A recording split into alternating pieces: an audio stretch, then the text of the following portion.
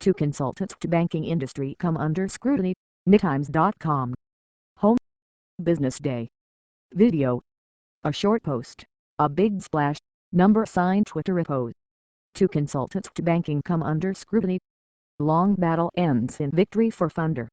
In Hilton offering, the losing deal turns around. The New York Times. Deal book. Go. Mergers and acquisitions. Investment banking. Private equity. Hedge funds. I.P.O./offerings. Venture capital legal/regulatory. Legal/regulatory September 12, 2013, 10:00 p.m. Two consultants to banking industry come under scrutiny by Ben Trots and Jessica Silver Greenberg. Carlo Labori/Reuters. Sigmund Ludwig, founder and chief executive of the Promontory Financial Group. They are known as Wall Street's shadow regulators. And after years of guiding banks through problems like money laundering and foreclosure abuses, their influence has soared. Now, regulatory scrutiny of the consulting industry itself is intensifying.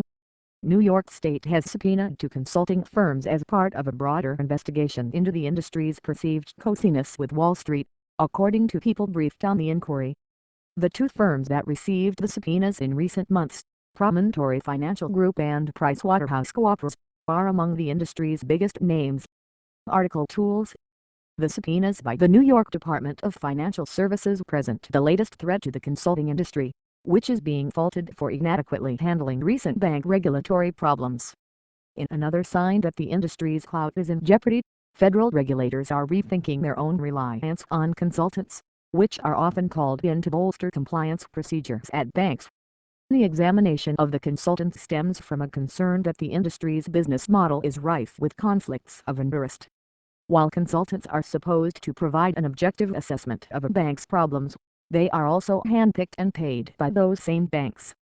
PricewaterhouseCoopers declined to comment on the subpoena.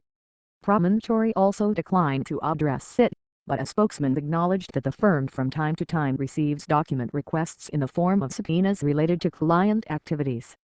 The spokesman, Christopher Winans, added, Promontory does not disclose the nature of individual requests or scope of inquiry. Neither firm has been accused of wrongdoing, and New York has not indicated that it will penalize the firms. Time magazine earlier reported online that Promontory had received a subpoena. In the past, the consulting industry defended the independence of its work.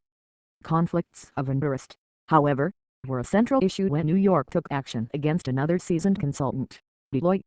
New York's financial regulator, Benjamin M. Lawsky, fined Deloitte $10 million in June and banned it from advising banks in New York for 1 year after accusing the firm of watering down a report about money laundering controls at the British bank Standard Chartered.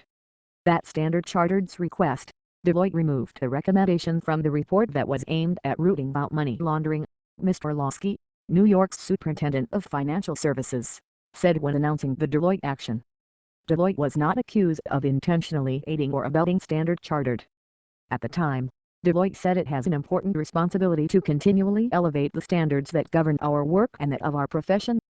Mr. Lawsky is scrutinizing some of the same issues in his investigation of Promontory and PricewaterhouseCoopers, according to the people briefed on the matter. The subpoena of Promontory seeks emails and other documents generated during the firm's work for Standard Chartered, which settled with New York and federal regulators over claims that it had illegally transferred money for Iran. Mr. Lawsky is also examining Promontory's work for another bank suspected of transferring money for countries blacklisted from doing business in the United States. The identity of the other bank was unknown. Promontory helped Standard Chartered assess the amount of illegal transfers routed through the bank's New York branches. Mr. Lawsky, the people briefed on the matter said, is questioning whether Promontory lowballed the estimate at the request of Standard Chartered. We were not retained to characterize the transactions or interpret their legal meaning, Mr. Winans, the Promontory spokesman, said. Even among regulators, there has been widespread disagreement about the extent of Standard Chartered's wrongdoing, presenting a challenge for Mr. Lawsky's investigation of Promontory. Based on Promontory's review, Standard Chartered originally estimated $14 million in illicit transfers but ultimately conceded that the problem reached $24 million. And Mr. Lawsky, who has a broader authority to penalize the bank for failing to keep accurate books and records, valued the bank's misconduct at